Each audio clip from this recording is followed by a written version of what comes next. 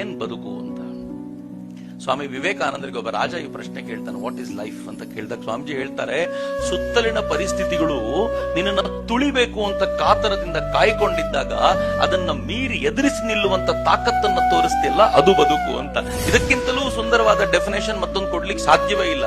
ನೆನಪಿಟ್ಕೊಳ್ಳಿ, ಯಾರಿಗೂ ಕೂಡ ಬದುಕು ಸರಳವಲ್ಲ. ನಮಗೆ ದೂರದಲ್ಲಿ ನಿಂತ್ಕೊಂಡು ನೋಡುವಾಗ ಅವನು ಎಷ್ಟು ಆರಾಮಾಗಿದ್ದಾನಪ್ಪ ಅಂತ ಅನ್ನಿಸ್ತಿರುತ್ತೆ. ಆದ್ರೆ ನಿಜವಾದ ಬದುಕು ಅವನ ಸ್ಥಾನದಲ್ಲಿ ನಾವು ನಿಂತ್ಕೊಂಡು ನೋಡಿದಾಗ್ಲೇ ಗೊತ್ತಾಗೋದು ಅವನಿಗೂ ಕೂಡ ಅಷ್ಟೇ ಸವಾಲುಗಳಿವೆ ಅಂತ. ನೀವೇನಾದ್ರೂ ಅನಿಲ್ ಅಂಬಾನಿಯ ಲೈಫ್ ದೂರದಿಂದ ಚೆನ್ನಾಗಿ ಕಾಣ್ತಿದ್ರೆ ಅನಿಲ್ ಮತ್ತು ಧೀರುಭಾಯಿ ಇಬ್ರು ಕಿತ್ತಾಟ ನೋಡಿದ್ಮೇಲೆ ಗೊತ್ತಾಗೋದು, ಅಬ್ಬಬ್ಬ ಏನ್ ಕಾಟ ಇದೆಯಪ್ಪ ಇವ್ರ ಲೈಫು, ನಮ್ಮ ಲೈಫ್ ಫಾರ್ ಬೆಟರ್ ಅಂತ.